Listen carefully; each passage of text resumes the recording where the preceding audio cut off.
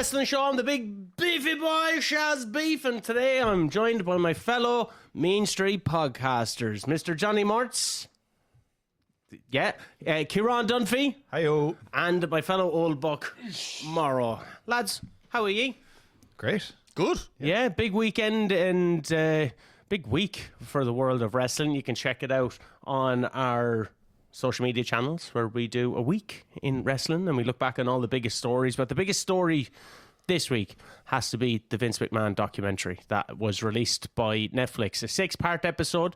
We're going to go through it as people who I think already know the story of Vince McMahon. But watching it from a Netflix perspective, and then I was also watching it with someone who had no idea of the Vince McMahon story.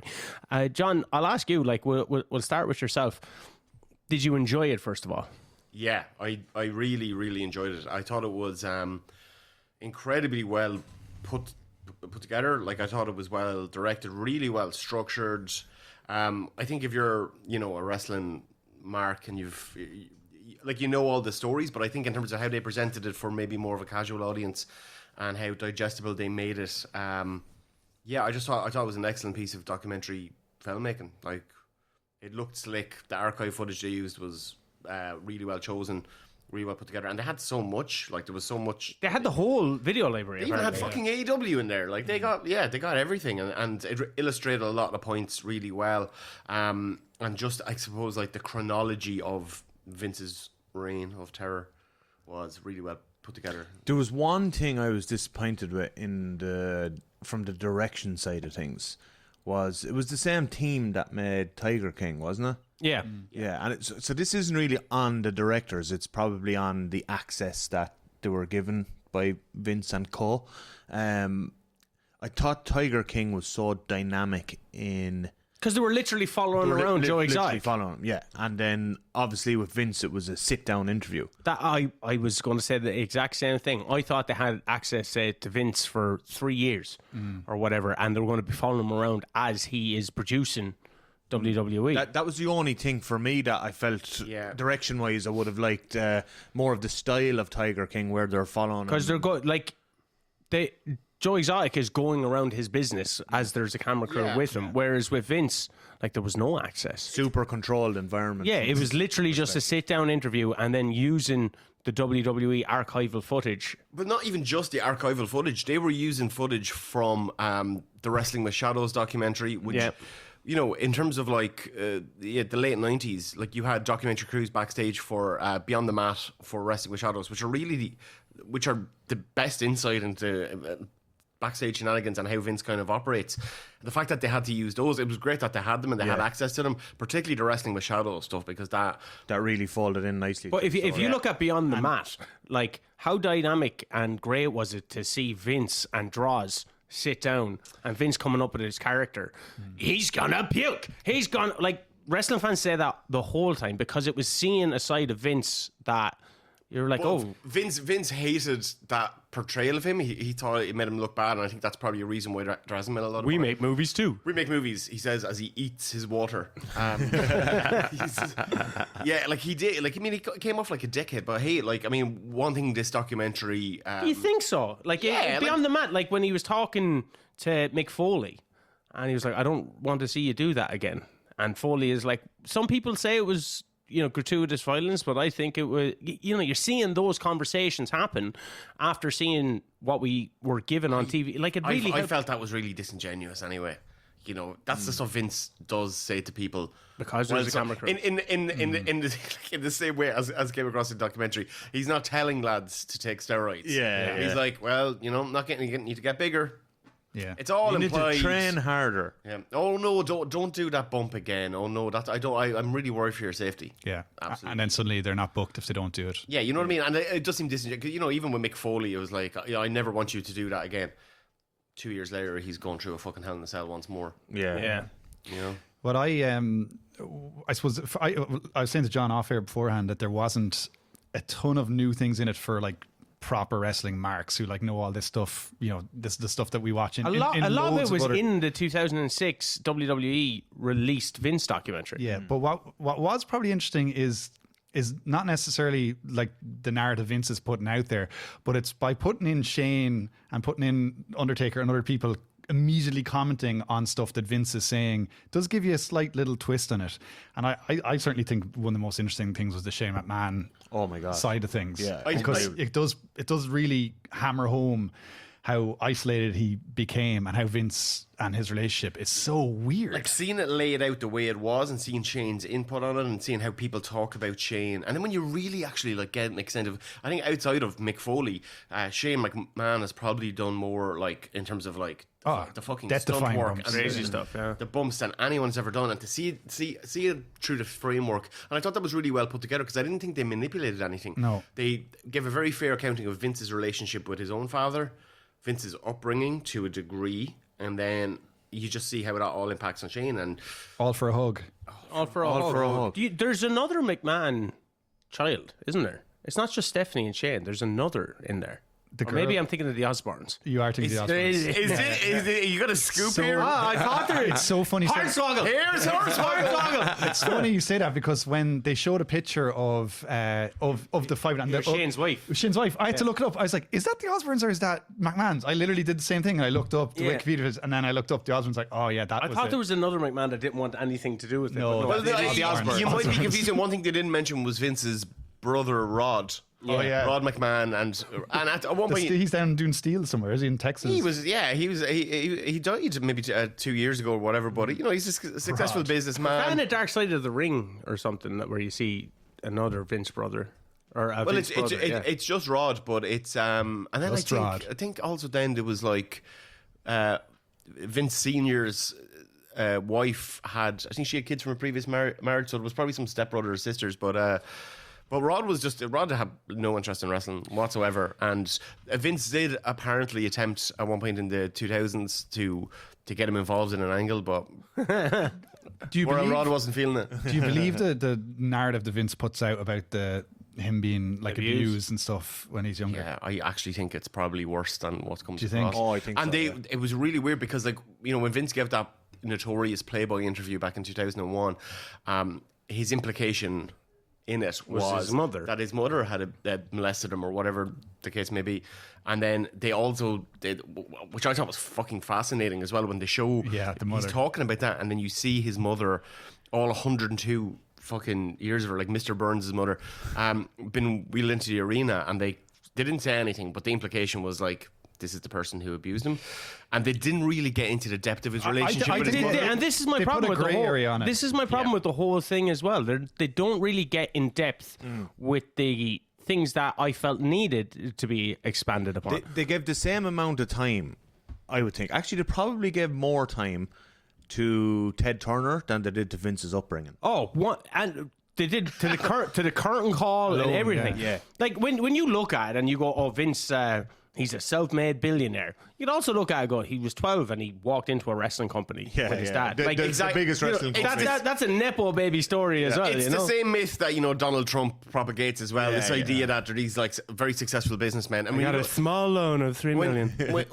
When you look at Vince, it was like, okay, like he promoted in wherever it fucking was, somewhere in fucking New York, Bangor, New York, Bangor, Maine, Maine or whatever. Bangor, it was, Maine. yeah. But so he promoted well there. But then like most of his endeavors were like he promoted Evel Knievel. Yeah. That was a failure. He was involved in the promotion of Antonio Inoki and Muhammad Ali. That was a washout. That was a big major washout. Yeah.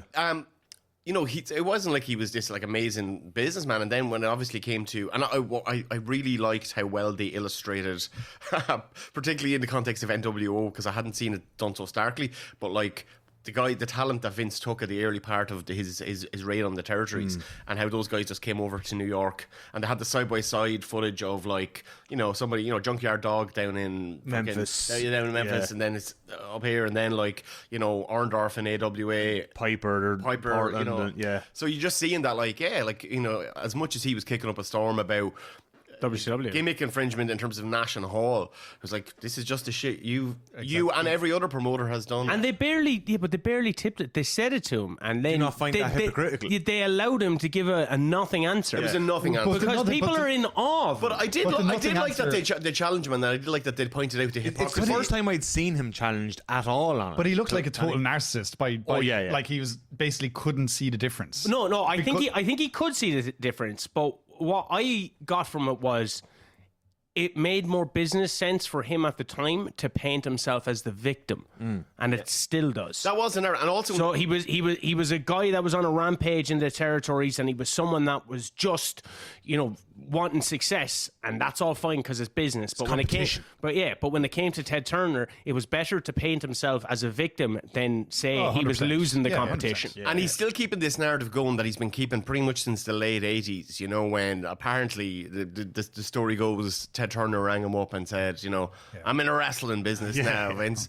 But this idea... I'm in the sports entertainment business. Yeah, exactly. But like this idea that like his nemesis and his rival was Ted Turner. Like, Ted Turner did not give a fuck about Vince. No. Yeah. Ted never even really considered him. Ted obviously wanted to, put the fight up to him, but Ted didn't care that much. And what I did really like, and fair play to him for doing it, was Eric Bischoff really, and the documentary, in fairness, did Bischoff a lot of justice, was reclaim that narrative of going like Vince didn't want to turn around and be like, I'm this fucking refrigerator salesman from Minnesota is kicking my Ninja ass. Death Stars. I thought the funniest thing Ninja for Star me Wars. in the whole documentary was it goes to all the talking heads, particularly Triple H. One big thing I learned from Vince is to no sell the competition.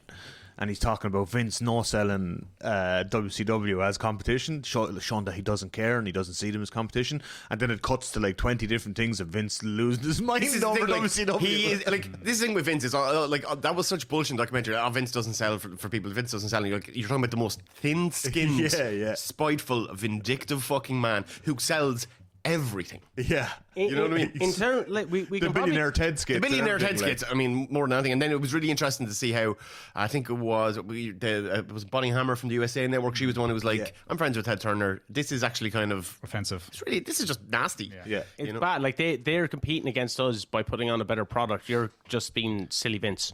Yeah. And we can probably go through it chronologically. It is a 6-episode arc, and like we all know the story of WrestleMania. I wanted to get one thing across though, is that I think it portrayed wrestling as an actual art form, and I think Bret Hart did it a lot of justice. I'm an artist, yeah. So love for that. casual fans watching it, I think Vince comes across as mad, right? But the actual wrestling comes across as a bit of an art form.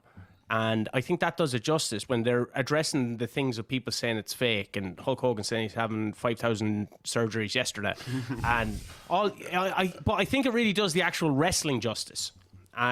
Despite all the goofy stuff that happens in the 90s, it just showed the toll it was taking on their body and how much they cared and needed to wrestle. I think people should have a newfound respect for professional wrestling. But that was the thing. I don't know who said the quote, but I thought they got that across really well. But that the three greatest art forms that America has contributed to the world are jazz, comic books, and pro wrestling.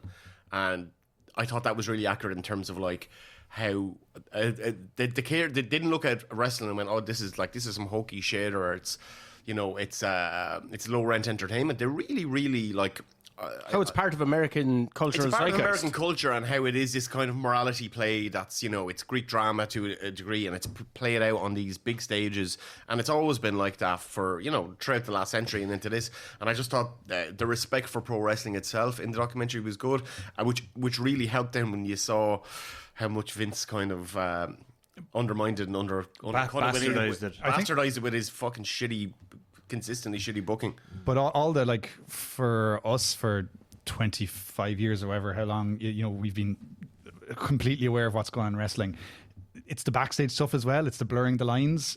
You can't really explain that to someone who's not into pro wrestling, because even when you're saying it, you sound like you're a total mark that still believes that wrestling is wrestling for them. Yeah. While now they can see, actually, Vince is a psychopath. Actually, there's all this sexual abuse going on backstage. It's the trivia on the IMDb page. That's all the politics are like, how do you become a champion in wrestling? You basically you have to be talented first of all, but then you have to politic against all the other people who could be champion, and you have to be somewhat in with the promoter, and it's just so, and then it's just luck as well. Like, so there's so much involved, and I think as well the connection between wrestling and what's going on in the wider world, and how that shapes what wrestling is, and then how wrestling shapes what America is.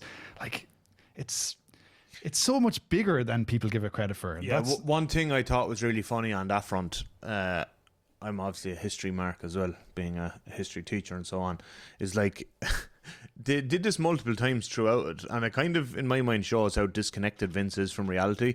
Like, when they're doing the title change early in it, between going from Backlund to Iron Sheik to Hogan. The Iron Sheik. Sorry, that's Iron the Sheik and Arabic pronunciation. Oh, right. Weird idiots. Is that weird idiots? It's Sheik. Wait, do you call him Sheik? Really? Yeah, it's Sheik. Yeah. The Iron It Sheik. sounds like just you're saying Sheik in a Kenny South accent. Kilkenny. Iron Sheik. That's the Arabic pronunciation.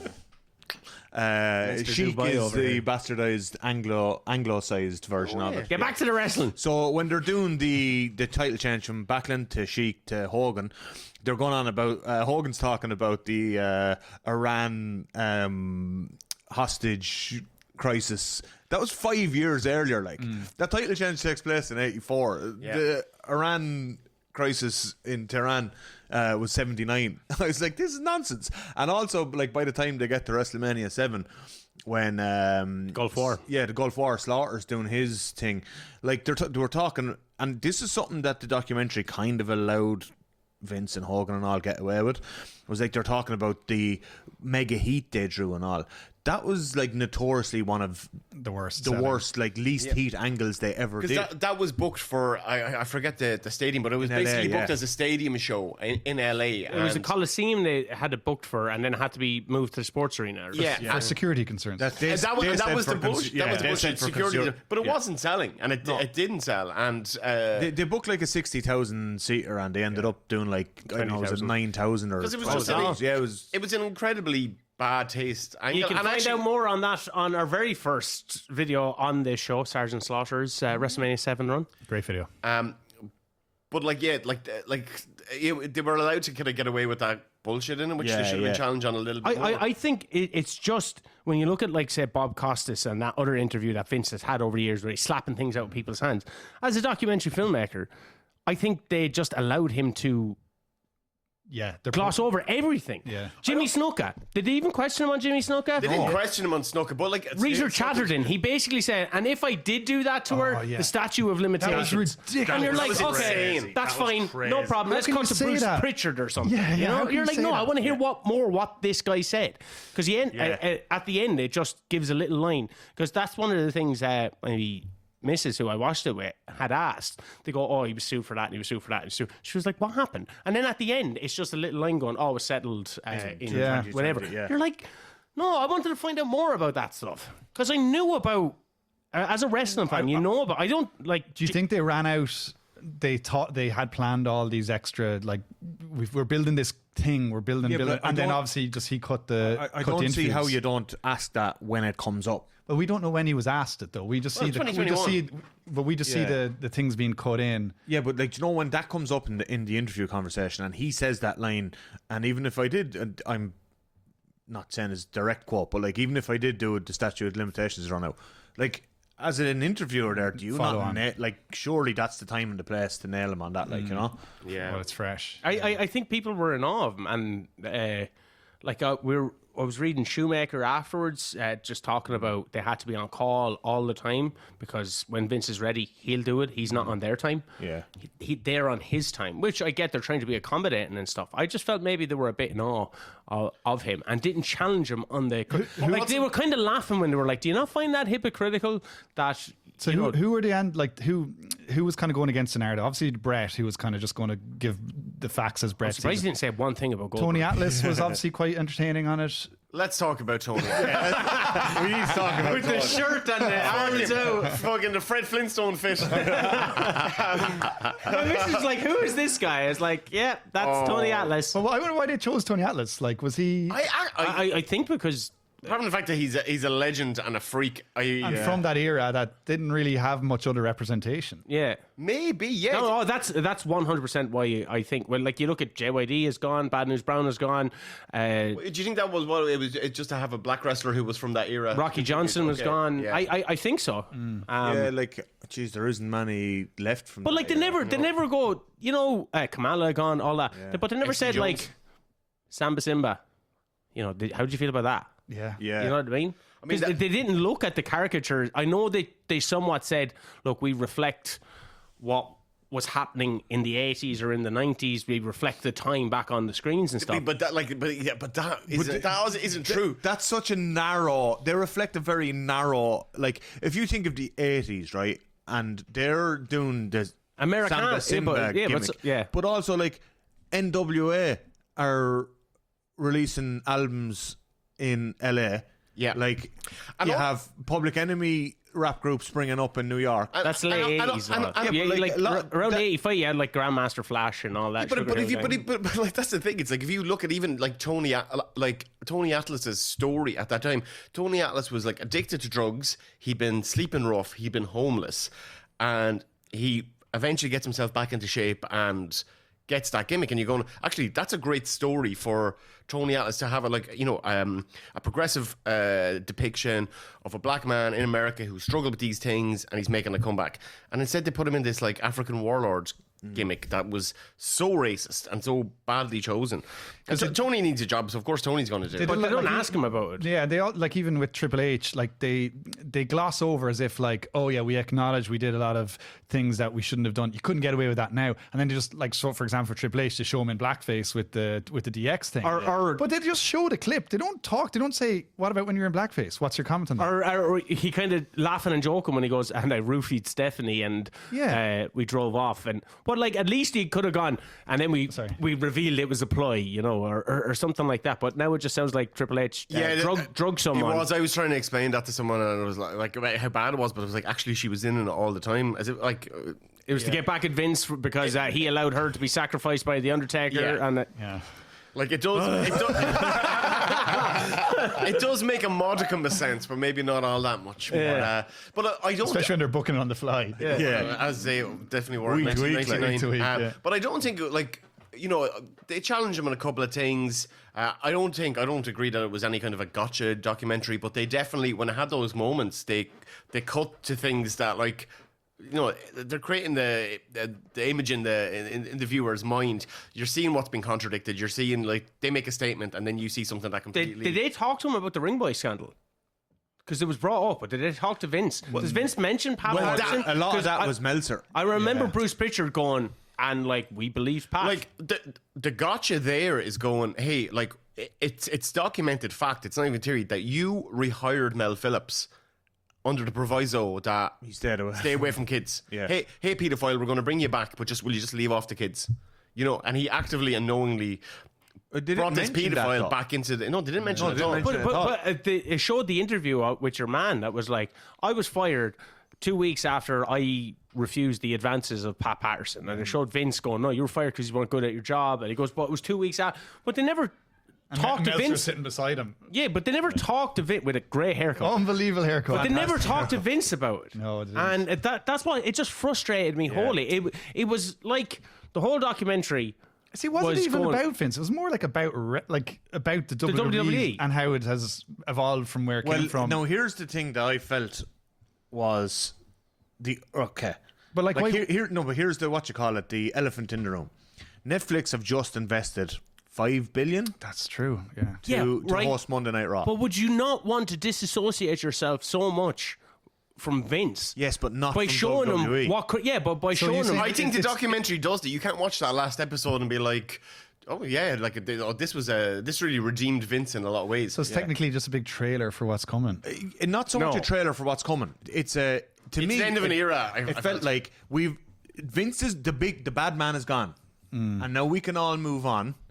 It nowhere does it mention that WWE are also named in the Janelle Grant lawsuit. Yeah. Like they're a named participant in a defense in the lawsuit. Do you think there's going to be Tiger King style? Do you think there's going to be a couple of episodes down the line? Are they going to go back to this? Like, you know, like if They you should. think of like Triple H came out of it, to be honest, to me, he looked a bit dull. I have a few messages in from people. Okay, When go when hopefully we might have more by the time we finish. Is that Vince? Vince sent you a message? Yeah, Vince. He says, "Shut the fuck up."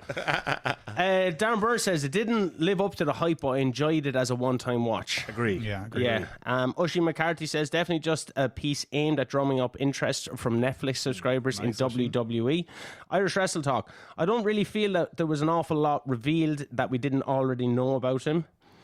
Because I was saying that But to the audience isn't necessarily a bunch of wrestling marks like No, us, you know, and I think it actually straddled those lines very the audience very well. to me is like I've been getting texts off lads who know I'm into wrestling but have no interest in wrestling, and they're going, "This is unbelievable." That's the thing, And I'm like, "What stage you at?" "Oh, we're just at Hogan is just trying to whatever it is." And like, wait till you see what's coming. And I'm just getting all these texts going. I'm on episode 3 and I'm on episode 4. But this is the thing, I was having those conversations in the pub last night, and like, you know, casual wrestling fans or lapsed wrestling fans and like friends of mine who wouldn't necessarily follow the product, they were bet into this. Yeah. I got the really same bet message, into yeah. this. That's And I think like- that's Because it is a very interesting life and story. It's just unbelievably something that interesting. we are so accustomed to maybe already. A very poignant question brought up by Martin from the 5 Marks. He goes, in the documentary, they talk about how Shane is too nice to run WWE, that he just get used by the boys. Is Tony Khan living proof of that? Too nice to sort issues and just gets walked all over. No, we've seen that man. this No. week. but this is the thing. It's this idea that like Vince's way of doing business is a good way of doing business. You know what I mean? It's like, you know, it's not like all promoters were like that. If you hear like, you know, the way that, you know, back in the day, like a Don Owen in Portland or like Vince Gagne. a Vern Gagne. Stu Hart. But like, Stretching boys. But there is like it's not impossible to run a promotion and respect everyone. Yeah. And Sure, Vince Senior was quite respected. Vince Senior was Yeah. massively respected. Like if you, He kind of made his dad sound a bit like a dick, though. Yeah, but his dad was sound out. Like in many ways, his dad was like on the NWA board. He Vince bought the company instead of like manipulating in any way or kind of getting influence. He just resigned. No, He did. He did, but he made that deal with the rest of the shareholders. Going, if he doesn't pay us back, in my opinion, though, his if he misses any of his installments, we keep all his money and then we assume control again, that's- without thinking that he well, was that was- going but to. it was that all- was still a sweetheart deal for Vince. It because was still, and like the company was They didn't hugely profitable. mention it as well that a part of that deal was that he had to give Gorilla Monsoon a job for life. Yeah. In the same way that like Lou Albano was also Lou Albano thought he had a job for life, and then he got fired by Vince because he just kept shit talking Vince. And then the other one was I think Andre? Tootsmont. Maybe Tootsmont. Yeah. I could be wrong on that, but there was basically Howard three of Finkel. them. Howard Finkel was #1 employee of Titan Sports. The first official First employee, official yeah. employee, yeah. But like I mean, he basically had to pay $1 million, and he had a year to pay $1 million. See, I think the difference there with Vince and TK, Tony Khan, as well, is Tony Khan comes from the sports world, where like if he's over in Fulham in the Premiership, or particularly with the NFL, you can't go around treating them like shit. You know what I mean? Like they're all These are athletes, prime. athletes, and he's And, taken. but they also they've many other places they can go. And they have unions as well. And they've unions, yeah. Where That's an Tony treats his wrestlers, not in every case, but in a lot of cases, particularly the top guys, with the same respect as he'd treat one of his top footballers in the NFL. Or The union is an interesting talking point.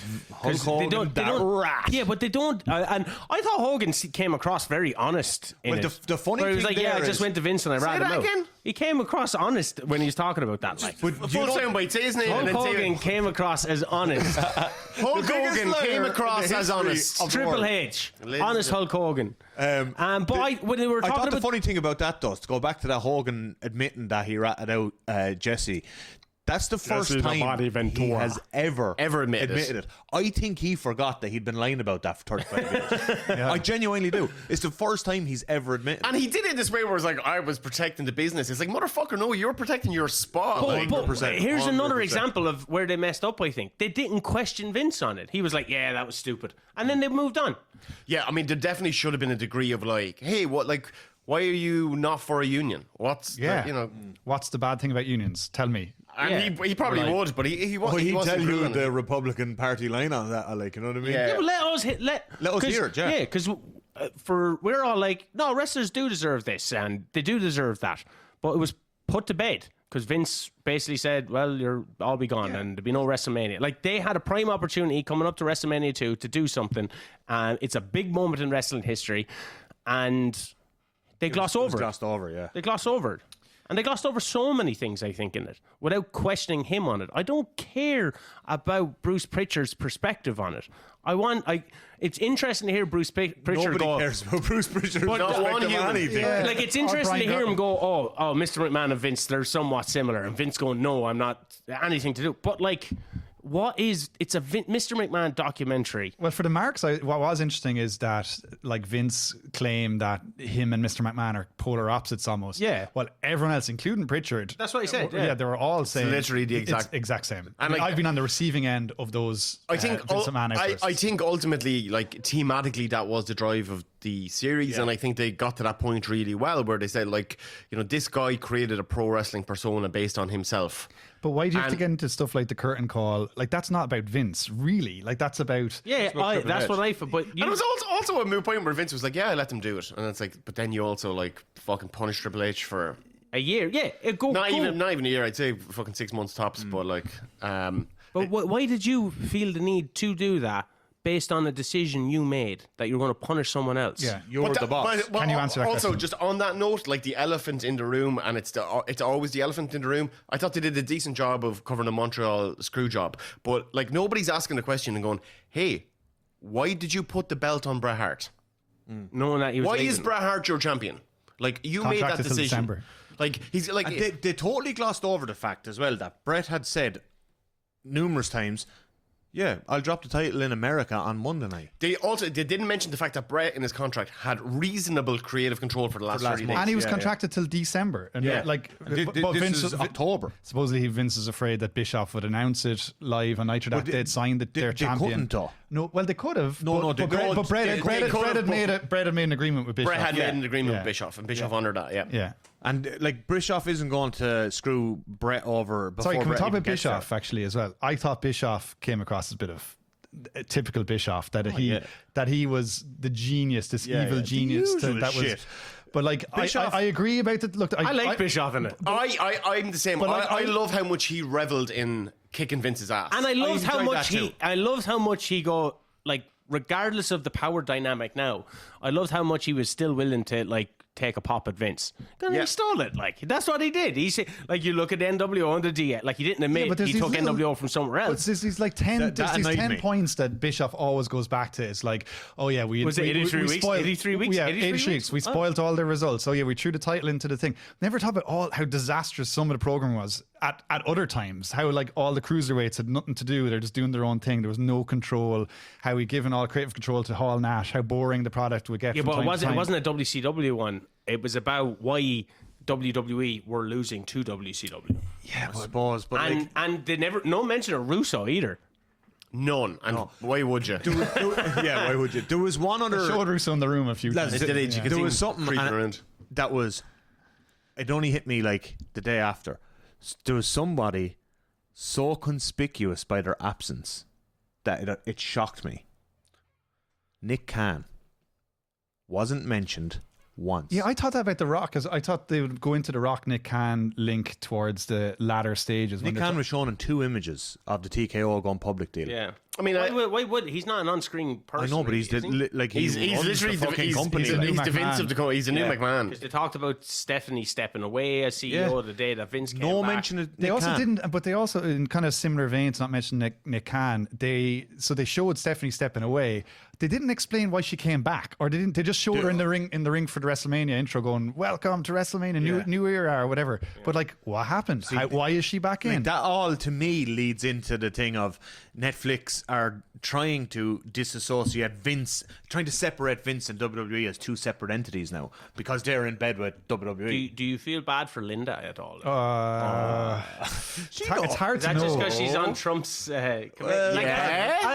Part of it, yes. as a human, like to have to live with that type of ego, and like you can only imagine did what she he's live like. with him? Like, when is the last time she lived with They him went in on a the same holiday house? on a boat in 1984.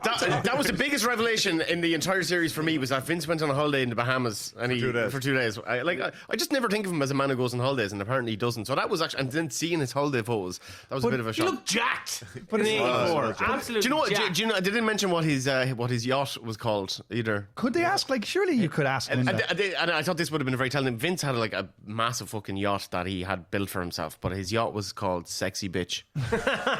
And he recently sold it, but that tells you a lot about the man as well. What about that section where he goes on about like his brain is compartmentalized into three parts? Oh my God, what was and going one on? of them is here now doing this interview, and another one's probably thinking like something fun or something to do with sex or something. I don't know. Yeah. I was like, what the fuck? Someone is just instantly thinking about maybe just shitting on some woman's head. Yeah, like, What, do you think? shut up, Do you think they could have asked Linda a harder question? Like ask her anything about the sexual abuse. I don't stuff, think or- they knew what they had. Like, She was obviously aware of his infidelities as well. Like there was had to definitely be. something to be mined there, and even with his infidelities, outside of like the fucking general rapes and the sexual harassment and all the abuse, even like asking abuse of power.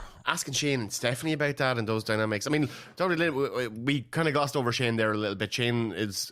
No, we need to- definitely we need to circle back to I Shane think in a bit. that is He's kind of the right. core of the whole series. I'm the eldest boy. But Yeah. I thought I thought Linda came across fairly well. She didn't add an awful lot to it. but like the way that they was like, and it was all part of the storyline where my husband kissed another woman in front of me, and you're just like, were you kind of?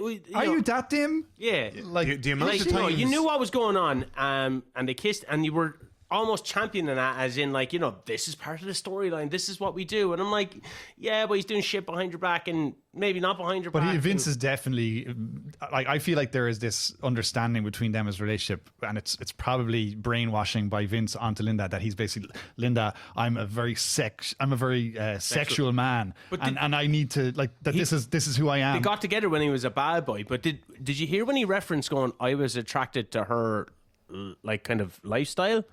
Remember he was the bad boy coming from a trailer park, Yeah. and she was like kind of middle class, upper middle class or whatever, and she was like, oh yeah, I really liked him, he's a bad boy image, all that, and he was like, I was attracted to her lifestyle.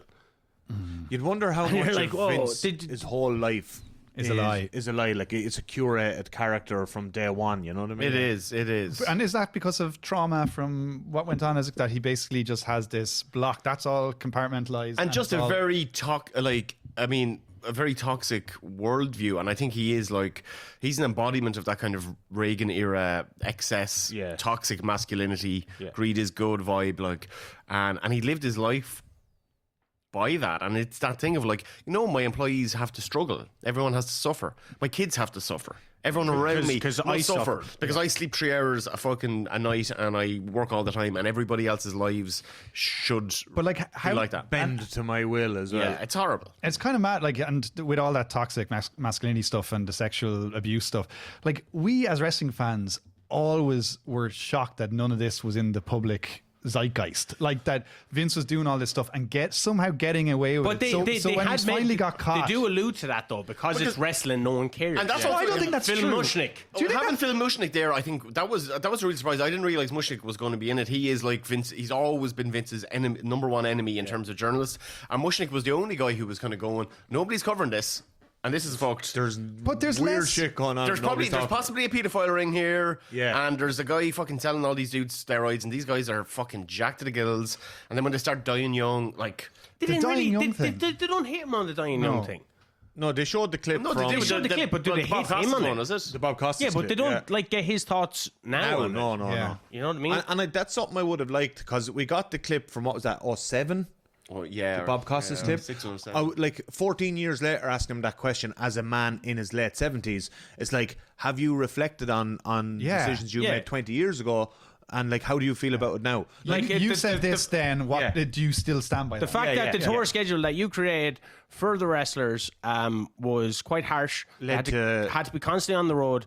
and you wouldn't painkiller pay them abuse because and- there's no guaranteed contracts. Yeah. That was brought in by Ted Turner, so they had to work to And be paid. CM Punk now says there shouldn't be guaranteed contracts. Did he say that? Yeah, he said it on the Ariel Helwani thing. Phil, you tool. No, Yeah. well, He that's did. false narrative. No, it's not. That's there the is. exact We're not getting words into that are, now. there but- should Yeah, be look, guaranteed we'll contracts. talk about that another time. Yeah. But like Phil Brooks is CM Punk. CM Punk, Sorry, CM Vince Punk McMahon. in your AEW top. But like the Hardcore Holly top. the lifestyle that you created for these wrestlers in a manner for which they were to get paid in a somewhat you eventually monopolized the whole industry, but like do you think that had tangible negative effects on the people that you hired and resulted in their death? In their Hell death. yes. Yeah. like, Les, we But, haven't, like, we why haven't not? even spoke about the Owen Hart thing. Yeah, Owen Hart. Haven't even spoke about it. Look, when Vince says like he doesn't feel any responsibility, you go, grand. There's certain instances you could say a Kurt Hennig, for example, or I don't know. Even an Eddie Guerrero. I wouldn't say Eddie was definitely a victim of being a small guy who felt because he was been pushed as a main eventer had to jack up more than he physically should. But as his boss, should you not alleviate those Like- concerns? As his boss, going right, the ring that you're wrestling in is incredibly stiff, which apparently was back in the 90s. Yeah. Right, is incredibly stiff. I am not going to have you wrestle in that ring, then travel to another city to wrestle in that ring without you having a proper rest. Healthcare, lads. If you're taking drugs, I'm sorry, I can't employ you anymore. Yeah, but but this is the thing. It's like, I said, like, I use Kurt Hennig as an example because his debt was, cocaine was the contributing factor there. It's like, okay, somebody dies because of a party and lifestyle, fair enough. But the guys then who are dropping because of steroids and opioids and fucking painkillers, that's the stuff where you go. Party lifestyle This is is kind of the culture of the company. Yeah. Yeah. You know what I mean? And it's also a cocktail of other. It's like Hennig, you could say is cocaine, but also he was roided to the gills as well. So his heart has been under like pressure. someone said it that Uppers and maybe downers. I think it was Jake in Beyond the Mat. He was like, you're on such a high after wrestling that you're taking painkillers to you're taking downers, and then you're waking up and you have to go, and you're so tired that you're taking uppers. Then so you're constantly on this roller Even coaster. someone mentioned that on the documentary that like you're taking uppers and downers and your heart doesn't know what to do. So Yeah, Oh, yeah, yeah. I think it was Bret Hart, and like it wasn't in this interview, but another interview like Bret had mentioned before. He said one of the worst things that WWE ever did Getting rid of weed. in the 90s was getting rid of weed, and not because he was like. What was happening for ages was like wrestlers would go back to their hotels, Smoke a joint. boys would be smoking joints and having their fucking takeaway in their rooms and chilling out.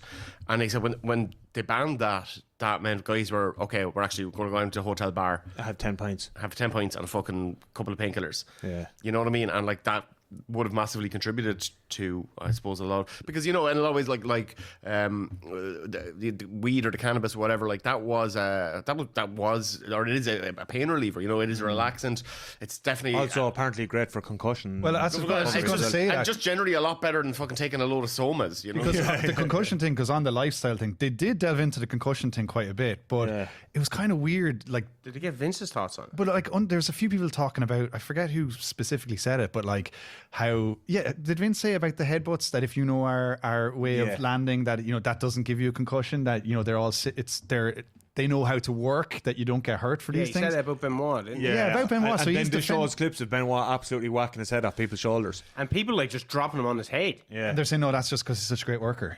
Yeah. Like, that's the genius thing about what we do. Yeah, I don't know. I mean, it's weird. And then 'cause, Stone Cold does come out and say, I'm not a CTE guy. Yeah, that's weird. Like, believe why are you CTE. saying that? the fact that you're saying that means you have CTE, Steve. Yeah. I do like the way Brett and maybe Steve was alluding to it, going, if you're doing it right, it's not happening. Yeah, but Like, even you're like, not damaging yourself. I You're know, like, but well, like- I can get an artist. Someone that think that they're an artist would be like, yeah, that doesn't happen. But if this you're is a the thing- professional and you do but it it's right. a physical enterprise. People are going to get hurt. Yeah, but like a painter says, if someone's painting, or a guitarist, if someone's painting outside the lines, a professional painter would be like, that shouldn't be happening. If someone's hitting the wrong chord when they're playing guitar, a professional guitarist will say, no, that shouldn't be happening to a professional but like sometimes us. you don't know. Like, if you hear about rugby players, or even you see it all the time with kind of younger rugby players, where they are concussed, but they don't even realize they're concussed, so they just get up and keep playing. Yeah, but while it's now taken out of their control, the thing someone else has to give them the test. The thing about rugby players, though, is that there's so many different variables that could happen. With a wrestling match, it should be somewhat controlled because You plan. Yeah, you but plan if it you're beforehand. jumping, but no, but there's if still you're variables but if as you're well. jumping off the top ropes to do a flying headbutt, your body is still, even whether you connect to him or not, you hitting the mat is going to shake your head around a little bit. So like that is a small variation of it. But you're not. You like. And you some shouldn't people- be hitting your head off the mat. When No, you're I'm not doing saying you that. hit the head off the mat, but even the impact of your body hitting the mat. I'm not saying it's not sore either. No, Yeah, but like I just think like regardless of how I can good just someone respect of what is, Brett and Stone Yeah. Cold had. Some people are better at it We're than trying others. to say now. Stone Cold saying I don't believe in CTE. That's a different when thing. Chris Nowinski is talking about it and showing that In depth. in depth, yeah. Nowinski came I'm not a across very CTE well. guy. Nowinski always comes across well, and it's really good that they had him as a contributor there because I think he's. I mean, He lent an air of credibility. Because they asked him the hard questions. They said to him, do you feel that they're only doing it just to better the company? So it's got to Yeah, ask Vince that. ask Vince that. But Yeah. Chris's response was, well, it doesn't really matter because ultimately it leads as long as as long as their desires are parallel or meet each other. Then what does matter? It's not a question that should even be. yeah, and I think he was right to say both. I mean, I think there was like they realized that there was a small measure that they could take that was going to prolong people's careers and help people's lives, and they did it. And obviously, it looks good for them. And I think the research that's been done in terms of concussions subsequently, and Nowinski spearheaded an awful lot of that. I think it has benefited a lot of athletes. Yeah. I mean, you're not going to get rid of concussions entirely. Like it's just never going to happen. It is it's a hazard of any. Yeah. A lot of like contact sports and like wrestling, obviously, then it's a massive part of it. Like guys are getting their heads rocked. Guys and girls getting their heads rocked every night. It's going to happen. Did they cover? So obviously the concussion stuff came up in the Chris Benoit section of it. Did they cover the fact that after all the steroid trials by the federal government, that a lot of the wrestlers after the fact, after Chris Benoit, that got tested, were proven to have been on another list of doctors and proven to have, like you talk about Mr. Kennedy. Edge. Mr. Kennedy came out and was like going on about, he was like a spokesperson almost for WWE, and then was found to have been taking stuff. They didn't really delve in. There's also why was there still rampant abuse when there you've was still already been. the 2016-2017 list that was Hollywood, but also had some wrestlers on it as well. I think Orton, Roman Reigns, The Rock were all on it, and that wasn't even mentioned at all. Does it matter? Steroids. No, in wrestling? look, well, does it really? But if you look at wrestling now and you go, is there steroids still in wrestling? And I would say absolutely. No, I would say yeah, but like, is it something that you as a fan should care about? I don't care, and here, like, No. I don't care at all. Like, my thing with steroids is, steroids can be safe if administered correctly. And the problem a lot of people have with steroids is young lads will go into a gym and buy steroids off some shady dude that's jacked in the corner of the gym, right? And they'll inject the steroids and they'll get jacked. But like the thing about steroids is you can do it that way and you'll get jacked, but you need 5 or 6 other medicines or tablets to go with it to keep your kidney function in order. You need some milk thistle. Like you need to have a full regime, and I don't think the wrestlers in the 80s and 90s were doing that.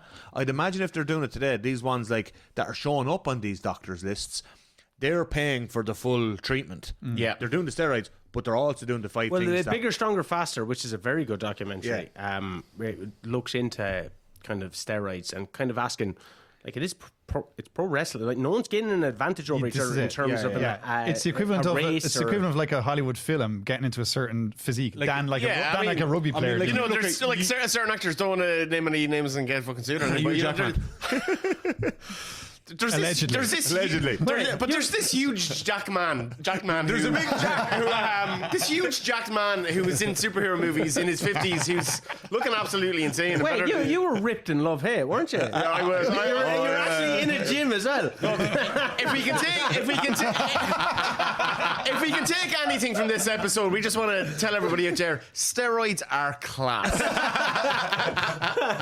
That's kind of what I was getting at. No, but like they didn't press him on that. No. And that's something that like people don't know about that aren't wrestling fans, I think that would have been worthwhile. And I suppose there's so many different things that, like Owen Hart, and like that's interesting for casual people to go, what the It's also interesting to see Brett's sign off that he doesn't blame Vince for it anymore. But at first he was kind of like, did they murder him for... I was like, what? I don't. I was just. I was really at that point. I was just praying for just like a hard cut to Martha Hart. But, yeah. you She was know, never going to get No. shot. Or in the no. funeral, that was about. Yeah. Ooh. Yeah, like And the press I don't know. conference. Just to me, like my overarching feelings at the end of it, I really enjoyed the first 2 episodes, but then it was like Stone Cold came across like a bit of an idiot. The Rock came across like the corporate idiot he is. Undertaker came across like an absolute dumbass. He did come think across. so? I thought he came across really bad. I really fool. liked him in like- like full Undertaker garb, like in an elevator with Razor Ramon. I didn't and they're enjoy- like, no, I I love meant that. to- They're doing yeah. kayfabe, and Taker's like, I meant Standing his looking at the talking arcade head machine. section. Yeah, I thought you know. Talking Head, he looked a bit. Bruce Pritchard came across like the biggest idiot who ever lived, which is probably accurate. as always. Yeah, I which love is- that they brought him back. Where it's like, you've seen some of the stuff already. What did you think?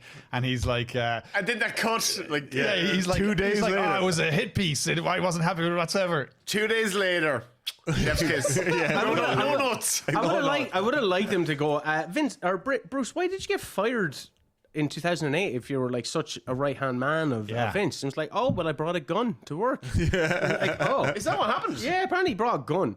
Allegedly. No, I think he's No, alluded just to for it. the lawsuit. yeah, Apparently he's brought a gun. He brought a gun to work in like 2008. got to Sackford. But he did mention like Vince paid for his wife's treatment. Like That's nice. Yeah, it's good to and hear they, that. and they Yeah, but Hitler built the Autobahn. Like, it doesn't make him a good person. You know what I You're mean? damn right. Yeah. So you're comparing Vince to Hitler? In some ways. Look, would you look at Tyrant who look, ran- You know, like it's Ran a wrestling grand. company. Like he did a nice thing for his fucking for a fucking worm tongue there. His fucking subordinates. You know what I mean? You He didn't like it, but he you sent got- a lot of people to rehab on WWE. Yeah, but time. what if they all had insurance? Like, there's Yeah, no, what if Kamala didn't need to lose 2 of his legs? You know what I mean? Over the fucking If they two. were all given medical insurance for their families, then Bruce Pritchard wouldn't be there saying, there's- "Oh, so well, good of Vince to pay." and for it." all- It like, would have been covered from his job. if all they of had these if they had a fundies- union, they would have all these wrestlers have a pension and stuff. like, there's literally nothing Vince has done that you couldn't say was for the betterment of him making more money. Ultimately, like whether it's just making sure that Bruce is looked after because he looks like a bad guy, helps his public image as a company. But there's always a way of twisting that into saying, "Yeah, Vince, Like, but let's say, maybe like- that was for you." Let's say they're like, say he looks after, someone gets injured on the road. Oh, look, keep paying him. Or someone's wife gets cancer and Vince says, oh, look, we'll get a good doctor, we'll cover that. That's all negated by the fact that he's doing that so nobody turns around and says, wait a minute, why don't we all have insurance for our families? Because if you had, like, Vince should have been paying insurance for everyone, and then nobody has to worry about any of those things. So he just pays out the little ones every now and again as necessary to not have to pay insurance for 150. You needed a Johnny Morton behind the camera on the Netflix side, so every time Vince said something, John would have the history and go, "Well, actually, what if you?" why 'cause they didn't have that. Why isn't it then that like any other wrestling organization that has ever existed doesn't have a union? America. It's not going to happen. Like AEW don't have a union. No, it's for the America. wrestlers. It's America. I think But it's there's unions all over the place. Yeah, but UFC don't have it either, and or MMA, they've been trying for 2 decades. NFL have it. NFL, NBA, MLB, NHL, Yeah. they all have unions. Yeah, so why don't these? A lot of it is So, like, would you have a wrestlers union or would you have like a Well, Sports entertainers union. the attempts have been kind of made to fold them into like the Screen Actors Guild. They're performers, so This is why they don't have to Independent. shut down when there's writer strikes and and this is so the way on. The Rock and John Cena show up on him. yeah, they can get because paid. because that all the actors are on a fucking strike. They had nothing else to be doing, and they benefit WWE massively. But yeah, it's not constrained in the same way that the actors or the writers union. Did they would be. mention it at all? Like, did even the whole independent contractor thing never No. came up once? And- About the union. This goes back to what John was saying about like Reaganomics. You know what I mean? Vince comes from the school of Ronald Reagan, free market economy, blah blah blah, independent contractors, no unions. That's all tied in together. Like you look at the NFL union took like 40 years to come about, like, you know. But the unions don't come because the boss the bosses. No, they it has come to in, come in spite of it. Exactly. Yeah. Now, the key difference though between those sports leagues and, let's say, AEW, WWE, UFC is WWE has been a monopoly for so long that you can't. It's very hard to unionize within something that's already a monopoly. It's much easier to unionize in an open field, like. But there's 32 NFL teams, you know. But there's only one WWE. But they don't really. UFC. They don't really need to unionize anymore. They do, because you look at WWE, right? What is the percentage of revenue that gets paid out in wages, in salary? It's like less than 15%. I'd say most big companies are the same. No, NFL is 50. It's 50 because of union. Yeah, that's negotiated in NBA, NFL. Did you hear The Rock talking about the expenses of which he asked for a $2 million contract when his contract was up for renewal? Austin was on $1 million. He said he wanted $2 million, and Vince sat him down and was like, "I want you to learn the business, and when you learn the business, then come back to me." And Vince was like, or The Rock said he went and learned about the overheads of, like, all this shit costs a lot of money. I know, but see the profits they're raking in. It's insane. Yeah, but the workers now, like, if you imagine, say Sheamus, for example, like Sheamus isn't going to start looking for a union. He's very well looked after. I know, but see, that's the problem, is you look after a few at the top and then everyone else thinks, oh, I'll get there one day, I don't need a union. But most of them are. Like, this the is the top thing, is like, all we see at this They're so much better taken care of than they ever have been before. You get to a certain level, oh, you got a bus, you can bring your family. You know what I mean? Yeah. Hey, you get a fucking, for the first time, like, ever, you know, you get a banging part in some Hollywood movie. Yeah, go do it. So it's going to be better for all of us. Go do that. Paying for surgery, fucking, you know, like those kind of things. Like, so they're probably, like, there is still a ways to go, but they're definitely been better treated than they ever were. How much of that is there's competition now? Definitely, because that's what Tony Khan. If you go to Tony Khan, you're like, here, can I get that show off? It's me young one's christening. Yeah, It's like You know Swerve's what I new mean? contract. Like, Swerve's new contract, MJF going off to do Happy Gilmore 2.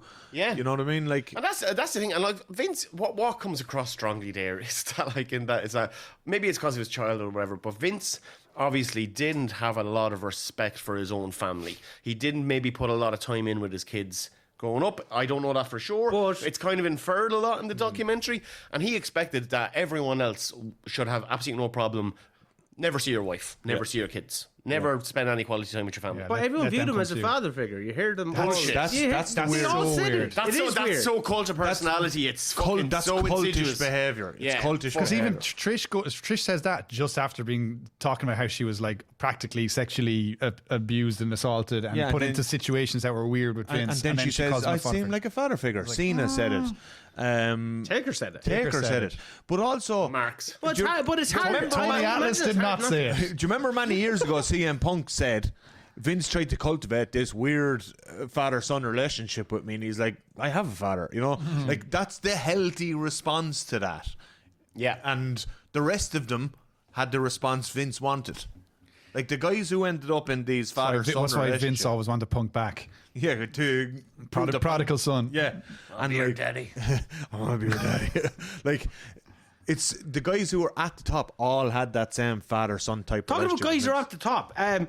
Brock Lesnar, your wife has previously sued WWE for sexual misconduct. Now she's come back, but now you have this really healthy relationship with the person that was in charge when she sued. Also, Like, Sable- they jumped Well, straight well, into a storyline with Vince and Sable And also, now together. one thing that's very clear with Brock and Vince is that they don't have a healthy relationship. There is no healthy relationship there. Like, He's very whatever's going on, like unhealthy. those text messages he was sending Brock in terms of the stuff that Janelle came Grant. out in the Janelle Grant lawsuit, like, there's something really weird and fucked up, like, kind of primal macho.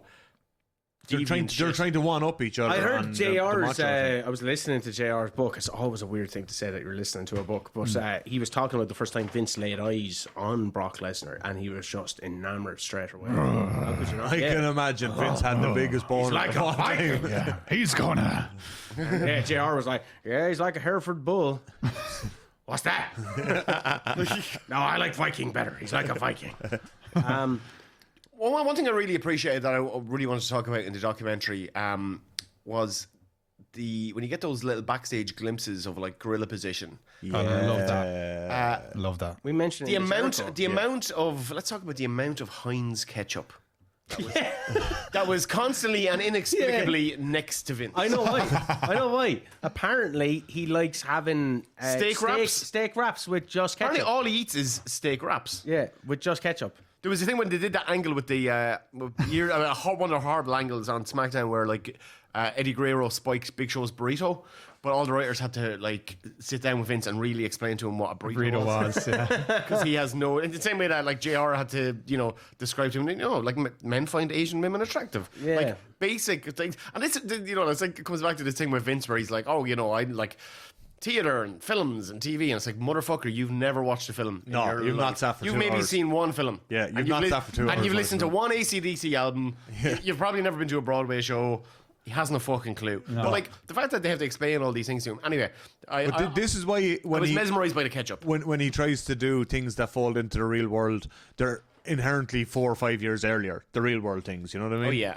He never like hits something on the pulse right there. Yeah, That was sort the- of a surface level. There was yeah, there was a lovely like little shot where it's like they show like they got like the Goon and Isaac Yankem Yeah, and TL TL Hopper, Hopper. Yeah. and then they're also like and they're coming back and forth with what like WCW was doing and particularly what ECW was doing at the time. And it's always the case with WWE. It's like you are just years behind the curve. Yeah. Apart from that one time with Sergeant Slaughter where they were accidentally too much on the curve. Yeah. They lost their own What themselves. about Paul Heyman going on about the Shane thing? I was like, you'll have to kill me. And you're like, I don't know if this happened or if Paul Heyman, I wanted it to have happened. I found it weird as well that Heyman was like him and Vince obviously have a good relationship, but he's also caught on camera telling Stephanie Vince is he's never going to let you get this close. He's always going to be problematic. I know Heyman like He's very honest. he is, Paul like, Heyman is a Triple H guy. I feel like Heyman, much like when we we look at that documentary and you go, oh, Vince was the Mr. McMahon character, and I feel Paul Heyman is the Paul Heyman character. I think he is just. I really like Paul, a lot of respect for him, but like he is an inherently Machiavellian individual. Yeah. He's a 100%. scammy bastard. Yeah, he really is. He's a schemer. Like. They never talked about WWE studios either, did they? Failing. They kind of, they kind of push along over- with the restaurant Yeah, and and the XFL. XFL. Oh, yeah, they did. The and- XFL, all that the got folded restaurant, together. the casino. Yeah, I know. I never knew about the casino. Or I forgot about it. Ico Pro. Yeah. WWE Studios. Like everything he's tried outside of wrestling. Has been a monstrous failure. XFL for the second time. Did they mention that he brought it back a second time? During COVID, no. I really wish like we should spend a little bit more time in WWE studios. I would have loved a little bit of it. Like it's still so nuts when you look at it. Like their reason, like not the entire reason, but I think the killing blow of Dave Bautista's run in WWE, and Batista has always said this, was he's like, I just wanted to be in one of their movies. Dave Bautista, and he for years, one of their movies, the worst he's shit ever made. Oh, you've got Cena got a movie, of course. Yeah, Ted like, DiBiase? The Miz The has Miz, Ted DiBiase. and Dave Bautista's going, can I be in a movie? And Vince is like, well, I don't think you're really. Just don't see and it, Punk at the Dave. Punk. Now, to be fair, Dave Bautista as a character on WWE screens sucked balls, like in terms of acting. Hard disagree. Do you think so? His 2010 heel run was one of the best pieces of character work. That's fair enough. Yeah. Yeah, but I mean, like all the way up, he wasn't. I great. don't think it's his fault because I think Batista's great. But you look at a guy who has had arguably the most successful acting career of any wrestler. I don't think it's arguable. He's the best out of them all. The most successful, though. The Rock the is most the big. successful. The The Rock, Rock's obviously not in not terms of successful money, not money-wise in in terms of money, not in terms of success. But I think Batista's the only one where you look at the filmography there, and you look at who he's working with, and you go like, this is a fucking character actor. Knives Out too. Knives Out too. He's amazing in that. Sensational. Blade Runner. Blade I know he Runner's does class. action movies, Yeah. but like when he gets in with these little character actor parts, you go, this guy is like Cena, Rock. Dune. They ain't doing They that. I do was that. They watching can't do Infinity that. War last night, and I was laughing at Drax. It's like incredible comic timing. Incredible. yeah. Dune. He was unreal. He was brilliant in Dune, I yeah. don't like that movie. I love it. I'm not a fan My either. favorite movie. Dune my head in. I liked Dune 1. My favorite movie of all time is See No Evil, starring Kane. I was going to think of Kane. Mine was Marine 6 starring, I don't know who they had around. Right, that so day. back to Vince. This has been going on a while. I could do this all day. Like Six part. six part Shane, episode. can we talk about where is Shane going to end up because of all this? He could have bought. He told Vince to buy the UFC. Didn't happen. Going back to Shane, okay, like Jesus Christ, like that was the most Succession vibes, like the bang of Kendall Roy off Shane McMahon. I think the non-wrestling fans are finally going to see all that. And like Triple H is obviously Tom Wormsgam, you know what I mean? Stephanie Shiv, like the parallels are uncanny. Even in terms of like what Succession. I've never seen the show. No. Bruce Pritchard is Connor. Well, maybe I don't want to spoil Succession, but if you've seen the Succession finale and like who ends up succeeding, it's exactly the same. It's me, Austin. But even the way Vince says there'll be no succession. Like, will you ever leave? I think he fully intended on that. Yeah, I'll never leave. I'll never leave. Yeah, but that's why he sold TKO as well. Like that whole period is incredibly vindictive, where he gets ousted. It's made seem like he was given bad advice, possibly from Stephanie. If that's what it's insinuating. And then he was like, you know what? I'm coming back, and I'm going to sell it. Yeah. So ye get no inheritance. Yeah. That is what happened. Yeah. It's so vindictive. It's so vindictive. He could have just been like, you know what? It's a control thing. This has happened. If I can't run it, you can't have it either. Yeah, And just the fact that, like, I found that insane. Coming back, going, even when he sells it to TKO, he's going to be overseeing stuff. He's going to be, he's not going to be down in the weeds. But he's only 49%. And then he starts getting creative control back. And when I found out, then why did it show? I was when I found out it was a Shapiro or whoever was in charge, been like, you have nothing to do with creative anymore. Yeah. I was like, thank. No, I think it was like from the top. I think it was Ari Emanuel. Ari Emanuel going, like, no. Yeah, no, we'll create this little role for you to keep you quiet, but like the reason that this business is not operating the way it should be is, and that was one thing that was really not alluded to in the fucking, like with the Shane stuff and talking about UFC, you really get a sense of how behind the curve Vince is in terms of like what people actually want. But there wasn't really enough onus, I felt, put on the fact that like the only reason AEW existed was Vince. AEW's greatest successes came, I honestly think, because of Vince. It's like Vince's creative for the bulk of the last 20 years was so piss poor. Yeah. It was a struggle for it's been a struggle for diehard fans. The word lapsed fan wasn't brought up once. Like, there were so many people. The fact that like the business, like the WWE as a business, suffered so much because of his shitty creative that it was never operating on as well. It's going to, what we're seeing right now and what we're seeing the last 2 years is what it should have been. Fucking They kind of went from at least 2005. They kind of talked about minimum. They talked about the ruthless aggression era, but nothing after that.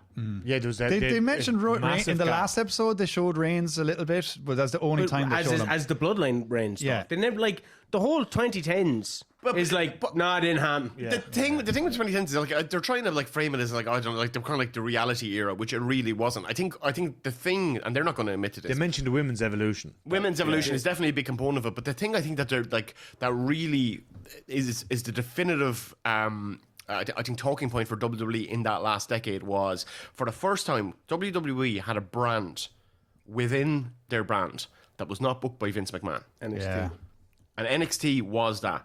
And anyone who was like lapsed fans, NXT from 2014 was the hottest thing. It was the only thing making me watch WWE. Product, I think and it gave people so much hope for the future. And I think then what really started to sour that was by about 2016, maybe into 2018, 2019, when you were seeing all these people that you'd invested in NXT, they go up to the main roster, Vince buries them on purpose. Instantly. Not knowing. Instantly in a lot of cases. And then what our investment in the product is completely neutral. His investment in the people is completely neutral. But like that goes to show how spiteful you are. He was paying them, putting money behind them to humiliate them. But he also didn't have his finger on the pulse. And then would deny it, saying, "No, I did. I am not. I'm wrestling my daughter 6 days before her wedding." And what a fucking in a street freak. fight. Because she wouldn't do the in a street fight, because she wouldn't do the paper. But also, that's fucking like, even mental. like he's like that's the thing about NXT, and I wish it had come up or been like broached in some way, and somebody had the balls to fucking do it. Is to go like, he looked at NXT and he went, "I hate that this is a success. Yeah. I hate that this is a success without me. I hate how much the fans love this, and I'm going to destroy it. I'm going to change everything about it. I'm going to change the color scheme. I'm going to change all them cool wrestlers that we bought. I don't give a fuck anymore. This is why AEW took off when This it did. is why AEW the ground was there for that. It to was succeed. actually AEW became the NXT succession of NXT. Imagine NXT being had like competing dropped with back your a old little success. bit. Yeah, because Vince was shitting on it. Well, not really. Like, no, but how can you invest? How can you invest in the characters on NXT knowing that they're when they eventually get called? Like they don't want to go up. Adam Cole was getting brought up to be a manager, and they're going to shave his head. Yeah. Like the fact that, but this is the thing, the fact that you're like, this is a massive success. This is the most successful thing you've done in fucking, like, in years and years and years. Probably 12, 13 years. Separate of WWE. And because your son-in-law is booking it, and another thing, again, I'm drawing some parallels here. I'm not entirely sure this is the case, but it's, you know, the fact that like Triple H was, he had a heart episode, he had a heart attack of some sort. What was always implied was that like the stress of Vince taking his fucking baby from him and destroying it was a big factor in that. And you go, oh, Triple H actually, like, he hadn't retired, he lost his career then, and he lost his fucking brand. And like, I know we're like joining dots there, but it does seem like that was definitely The timing line. at the very least, the guy was very stressed because of what Vince had done to NXT. Do you think he needed some? What other talking heads would you have liked to have seen? Mick Foley. Mick Foley, yeah. Very strangely not there. He was the biggest attitude. JR. I would like to see JR definitely. When it was recorded, they couldn't have got Punk or JR. Okay. AEW. Yeah, they were. Still contracted. Yeah, Mick Foley then. Mick Foley. they could have got Foley. Yeah, Foley's there. I don't know. Yeah. Like Batista? Kane. Because Batista seems to have hated. I don't want to listen to. I know I don't want to Foley listen to him, wants to but Batista would have valuable. I mean, like in terms of the women's contributions. if you want the white Southerner, who'd you have? Just Trish? It was Trish and Wendy. It was great to have Wendy Richter. Wendy, yeah.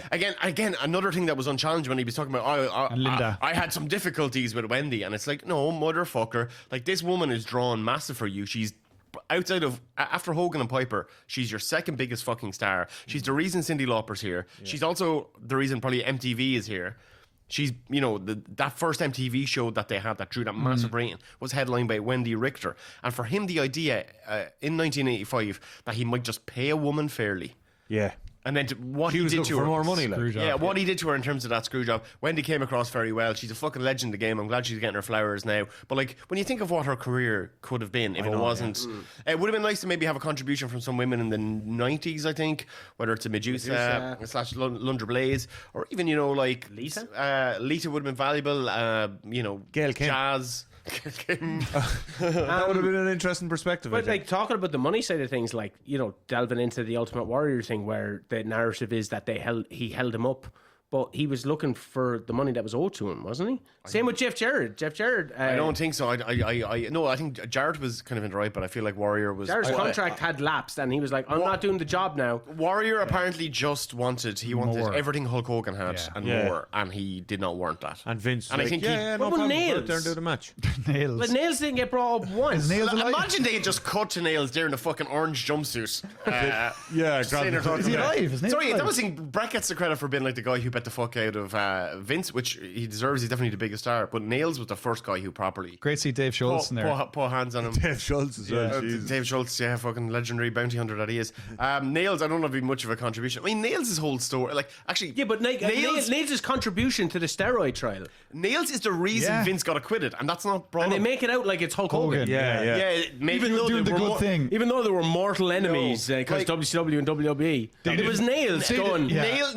Nails undermined any wrestlers, like, you know, the superstar Billy Grahams or whoever it was that were really testifying against Vince and had grounds to do so. Nails was the one who went up and was like, "Yeah, I hate that motherfucker. I hate him." And they're going, "Well, if you hate him, then obviously you can't take it's not an objective, you know." It's not an objective point that you're going to make about it because you're obviously full of hate for this man that you attacked and got fired by. But yeah, it was weird that was glossed over. Don't think Nails is getting in the Hall of Fame anytime soon. No, I doubt it. You know what's so sad? Someone mentioned it. We have a whole half an hour episode on Vince McMahon called "Unveiling the Titan" on the I want rest to of say I have a fan. half-hour episode on nails. I should really do. want to see that. You can write that one. I'll do that one. Yeah, Grant. on the Rest of Fan Wrestling Show. Go check it out. But someone in the comments said, "Isn't it mad, considering Vince will never be in his own Hall of Fame?" Good enough for. Oh, yeah. Well, That really struck me. He could be. you could. Nah, they can't. They can't put 10 him in years' now. time? Well, we don't know what the results of this trial will be. I mean, it's assumed he'll be guilty, but I also if he gets off, you know what I mean? But the PR that would surround that. You know, But we're living Paddy in- Jackson still plays rugby, but you know what I mean? Like, yeah. I know. but we don't know what we know what he's like. We know what he's. But we don't know done. what the public will be like in 20, 30 years' time when someone mightn't have the same references. Here's the thing: it's not like.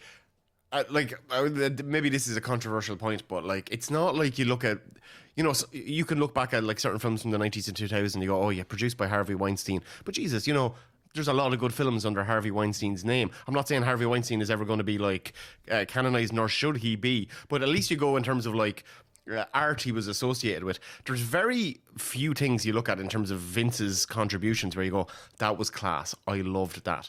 Stop. No, you have to, like 40 years of our whole wrestling fandom is based on Vince McMahon. I still make the point that Like we wouldn't be watching the territories right now. We wouldn't have the access to it. Like we would not be having this conversation. I'd be watching Jim Crockett Promotions right now. I honestly think, like, and I've said this before, but look, okay, Vince was great at marketing. He updated the industry in a way it needed to be updated. For that, I give him kudos. Creatively, it's all Pat Patterson. It was all Pat Patterson. Yeah, that's true as well.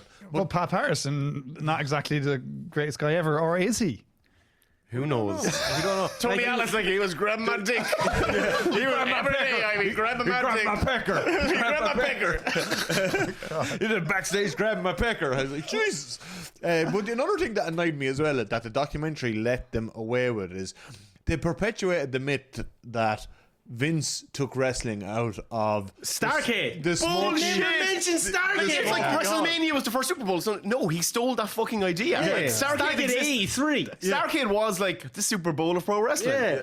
And like, as well as like, George Hackenschmidt wrestled Frank Gotch in a stadium in 1911 in front of 30,000 people. Yeah. Like, this wasn't some... Or 1911. Sheehy Stadium with the Hogan Andre drop. Yeah, Yeah, that is Zbyszko like- and it was San Martino. Sammartino. Yeah. San Martino. Yeah, Hogan says, yeah, I wrestled Andre in Shea Like this, Stadium. but like also like Triple H feeds into this as well. He's like, oh yeah, he took it out of like smoky bingo halls, and it's like if you if you They were fucking drawing 25,000 practically every time. yeah, like, Yeah, you yeah. know what I mean? You like even now, like in Ireland, you go to an OTT show and you go, loads of kids around, adults having a beer, Yeah. boys outside the back fucking having a smoke, you know, at the intervals or between the matches. Yeah, it's the same thing. That's the atmosphere of pro wrestling. It always has been, always should be. Okay, granted, wasn't a lot of kids in the ECW arena back in the day, but No, like. but like that was 10 years after. That's That- it's the there's a joy of the response thing. to it. Yeah, like adults can go, kids can go. That's what Also, if wrestling you is. look at like the Texas Von Erich's promotion, Yeah, in stadium. the Yeah. 80s, like that was screaming women. Yeah. The sport that was screaming Jerry women. Lawler down in It wasn't- Memphis. In the JBL documentary, Houston, I look at Houston, Texas, and there's like a 8-year-old woman in the crowd. Like the shot Yeah. is of her just doing this, and you're Oh, like, mad!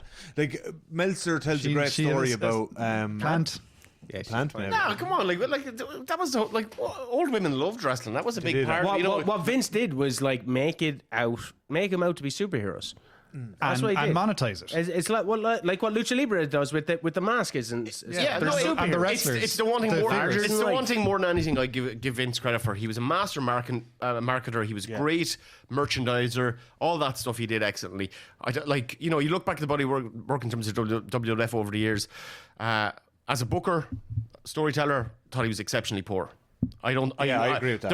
I don't think there are not many examples that run contrary to that. And you're talking about 40 years where the man couldn't fucking book his way out of a fucking paper bag. He brought in a good As a commentator, as an on-screen personality, awful. As a heel, amazing, Amazing, yeah. amazing heel performer. He did some cool, like he brought in like the kind of talk showy vibe stuff, or like the where you'd have wrestling shows that would actually be like 90% the boys in the studio chatting about it and 10% matches, which that's before Raw though and stuff. yeah, that's before a while. Yeah, it's like in the 80s. Like he did that. All the other territories weren't doing that. At the Oh time. no, the other Yeah. territories had studio shows. No, but not Not like the talk show thing. Yeah, Sorry, not talk show thing. A lot like on national TV. I as found it well. mad that he was on Letterman.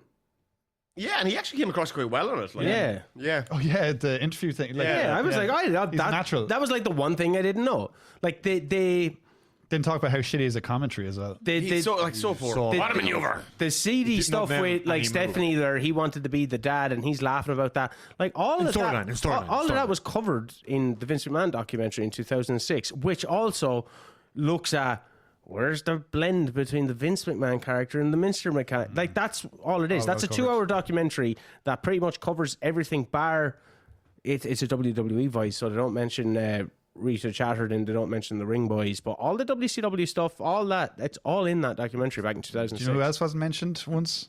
The man behind the monster. Johnny Lauren. Nicest. Johnny Lauren. Check out that documentary on the Wrestling Fan Wrestling Show. Did he come up once? No, not once. Not once. He appears. You could see him once or twice. I did, I did see it him in was like a like WrestleMania McMahon. thing running in the background. Conspicuous by his So, absence. final thoughts. Enjoyed it? Didn't enjoy it? It didn't live up to the hype. I'm going to agree with Darren Burns. It didn't live up to the hype. Well, then the question becomes, what did you want it to be? What?